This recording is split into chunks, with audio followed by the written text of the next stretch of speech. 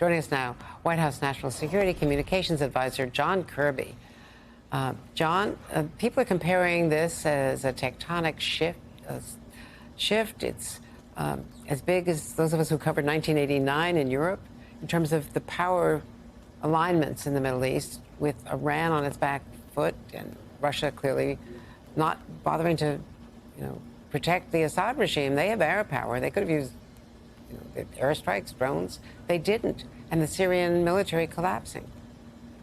Yeah, I think, as the president said yesterday, Andrea, this is a historic moment. And it's also a historic opportunity here as the balance of power in the Middle East is obviously shifting. And it's shifting away from Assad's backers, Iran and Russia principally. Neither country, not only unwilling, Andrea, but in our view, unable to really prop up Assad and keep him in power, because both of them have been deeply hurt, militarily specifically, by the wars in Ukraine and, of course, the ongoing conflict between Israel and Hamas and Hezbollah. Hezbollah wasn't there to back up Assad either, and certainly neither Hamas. This axis of resistance, as it's so called, that Iran has in place in the region is fraying at the ends. And I think that speaks volumes about what the possibility is here for a real shift in the Middle East, and hopefully towards a government in Syria that can really look after the people of Syria who have suffered so much over the last 14 years.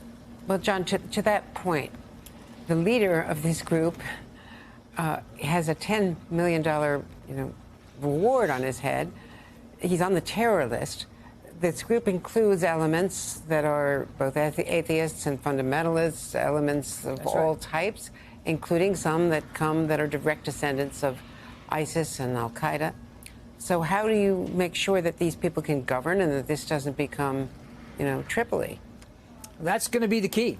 And I can't lay out for you a plan here today as we're speaking, because all this just unfolded yesterday. But I can tell you that we are actively working in the region through counterparts at all levels to see what we can do in the United States to help foster a process led by the UN that can allow for a government to form, again, that meets the aspirations of the Syrian people. The president had a chance just today to talk to King Abdullah of Jordan. I suspect he'll be calling other counterparts as well in the coming days to make sure that we're all working towards that same end. But do we have a game plan right now? Do we have a framework now? Of course not. It's got to be something that we work together collaboratively with counterparts.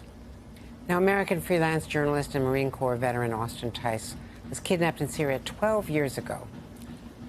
Why is President Biden so confident, as he said yesterday in a prepared remarks, that he's still alive?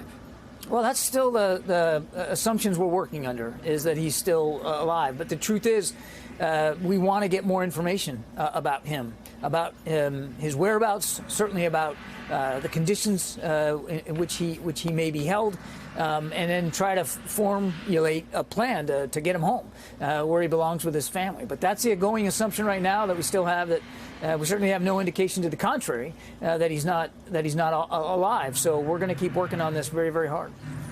And we are reporting at NBC News that U.S. Special Envoy, hostage envoy Roger Carstens is in Beirut right now, trying to get more information and to try to secure his location. That's right. That's right. Look, the president talked about this yesterday as a time of risk and uncertainty, but it's also a time of opportunity, not only for the Syrian people and, of course, their future and what a freer, more democratic, better governed Syria can mean for the whole region, but also for people like Austin, who have been held hostage, held captive for all these many years, and trying to get them restored back to their families, back to their lives. So there are opportunities here with respect to Austin that we're going to explore. And just finally, you only have 40 days left, and the president-elect tweeted that we were not going to be involved. That this, I don't have the exact words right now, but to paraphrase his point, and we know that he wanted to withdraw troops from Syria, that he wanted to withdraw troops from South Korea, also, end the war in Ukraine. So, in 40 days, what can you accomplish in terms of stabilizing Syria? Well, in 40 days, which is still plenty of time, I can tell you a couple of things. Number one, we're going to stay focused on the counter-ISIS missions. Those troops that are in Syria right now are there for one purpose, and that's to keep going after ISIS and keep putting pressure on their networks. And just yesterday, as the president announced, we conducted some 75 strikes against ISIS camps and facilities. That pressure can't let up. It's not going to let up because they're still a viable threat. We want to make sure that they, ISIS, can't exploit this situation. Number two, it is in the United States national security interest. President Biden has determined that a stable, self-governing Syria can be helpful to our national security interests and quite frankly, across the region. And so we're going to do everything we can with the time we have left to work with the UN, to work with counterparts, to work with interlocutors to see if we can't help Syria get to a level of governance that, again, meets the aspirations of the people that Richard Engel showed that are so happy right now. We want to be able to capitalize on this moment and make the most out of it. Again, not just for the region itself, but for all those Syrians.